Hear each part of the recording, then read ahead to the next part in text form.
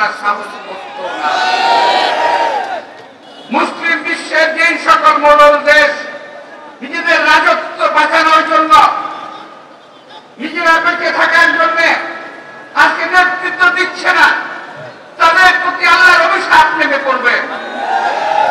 যারা নেতৃত্ব দিলে এই মুসলিম বিশ্বকে যদি ঐক্যবদ্ধ করতাম, যদি বিশ্ব আজকে শুধুমাত্র পাঁচ চাতুর্যের মাধ্যমে ঐক্যবদ্ধ না হতো, যদি মুসলিম বিশ্ব কার্যকরভাবে ঐক্যবদ্ধ হতো, তাহলে আজকে এই ইহুদিরা, এই ইসরায়েলিরা এই অত্যাচার করতে পারত না।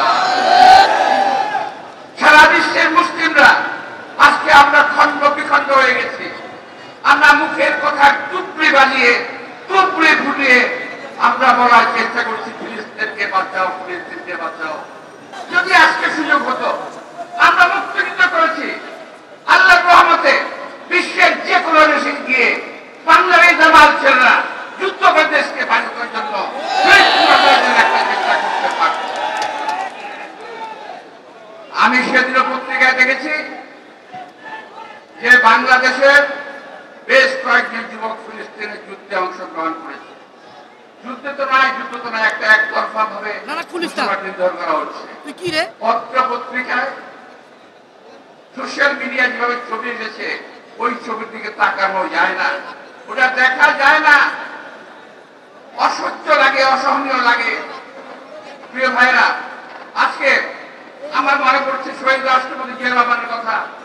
আমি কৃতজ্ঞ চিত্তে শহীদ রাষ্ট্রপতি জিয়া রহমানের কথা আমি স্মরণ করব, যিনি ইরাক যুদ্ধের বন্ধে হস্তক্ষেপ করেছিলেন। আমি বিশ্বাস করি যদি আজকে শহীদ রাষ্ট্রপতি জিয়া রহমান বেঁচে থাকতেন, এমন ভূমিকা নিতেন যে ইসরায়েল এই অপকর্ম করার সাহস করত না।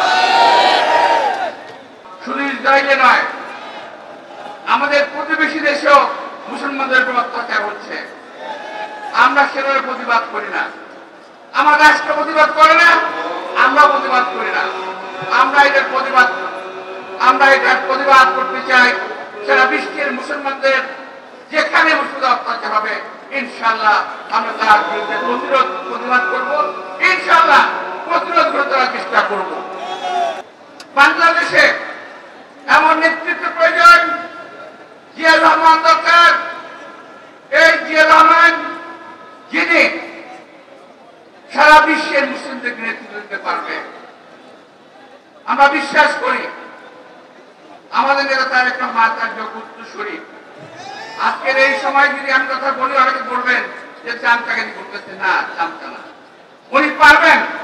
আমি মনে করি উনি ওনার অবস্থান থেকে ব্যবস্থা নেবেন। আমি বিশ্বাস করি সারা বিশ্বের, সারা বাংলাদেশের মানুষ আজকে আমার নেতার পিছনে থাকবেন, আমরাও তার পিছনে থাকবো। প্রিয় ভাইয়েরা, আমরা এই কথা বলে, এই সভা করে, সংহতি প্রকাশ করে সময় সেবন করতে পারি, কিন্তু কার্যকর পদক্ষেপ যদি আমরা না নেই, যদি জাতিসংঘ পদক্ষেপ না নেয়, যদি আমরা যারা এই সমস্ত অপকর্মের সহযোগী তাদের বিরুদ্ধে ব্যবস্থা যদি আমরা না নেই, ইসরায়েলের এই শাসন, এই অত্যাচার চলতেই থাকবে এবং একে একে তারা মুসলিম রাজ্যগুলো, রাষ্ট্রগুলোকে ধ্বংস করে দেবে, মুসলমানদেরকে সারা বিশ্বের কোথাও টিকতে দেবে না। প্রিয় ভাইয়েরা, পরিশেষে আল্লাহ তাআলার কাছে কামনা করবো, হে আল্লাহ তুমি আমাদের শক্তি দাও, যাতে আমরা ইসরায়েলি এই বাহিনীর বিরুদ্ধে, এই ইহুদি বাহিনীর বিরুদ্ধে আমরা রুখে দাঁড়াতে পারি। হে আল্লাহ তুমি শক্তি আমাদের দাও।